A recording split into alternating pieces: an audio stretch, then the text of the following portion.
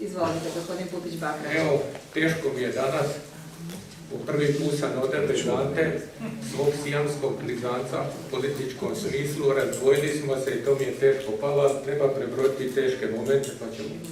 Nadam se da će to prebroditi.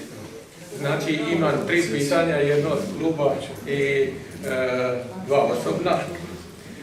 Odgovori na pitanja sa prošle sjednice župana Longina i pročelnika Lovre Jurišića, blago je reći da su nebulozne. Župan je najavljivao prihod koncesije Gaženice Turcima što od fiksnog, što od varijabilnog dijela između 15 i 20 milijuna kuna godišnje. Mi smo u najboljoj turističkoj sezoni u povijesti Republike Hrvatske 2019. godine uprihodovali oko 1.800.000 kuna. Kaže župan da je to sjajno. Dakle, ostvareno je 9% od očekivanog prihoda i ja bih se složio da je to sjajno. Sjajno je za Turke i one koje su s njima u talu, a katastrofalno za Republiku Hrvatsku i Zadarsku županiju. Kao podsjetnik na ekonomocid koji se dogodio u Gaženici, ja ću ovu prigodnu majicu nositi do kraja ovog saziva Županijske skupštine.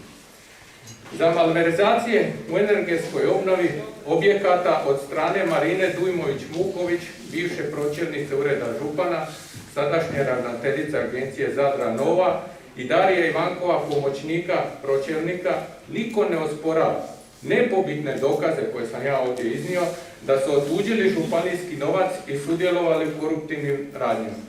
Pročelnik Lovro Jurišić mi samo odgovara da je sve pokriveno računima, nebitno što su lažirani, te da je to provjerena metodologija naslijeđena od Fonda za zaštitu okoliša. I Uja Vuk Magar. Dario Ivankov može i dalje biti pomoćnik pročelnika, a Marina Dujmović-Vuković ravnateljica Zadra Nova. Da li bi reakcija župana Longina bila ista da su mu otuđili novac iz privatne tvrtke njegove Magnolije d.o.o.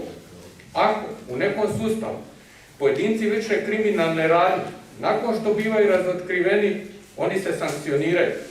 Ukoliko taj isti sustav štiti takve pojedince, znači da su ti pojedinci dio umreženog kriminalnog koruptivnog miljea unutar sustava. Dakle, župane, da li su Marina Dujmović-Vuković i Dario Ivankov pojedinci koji će biti sankcionirani ili unutar županije postoji umreženi koruptivni sustav?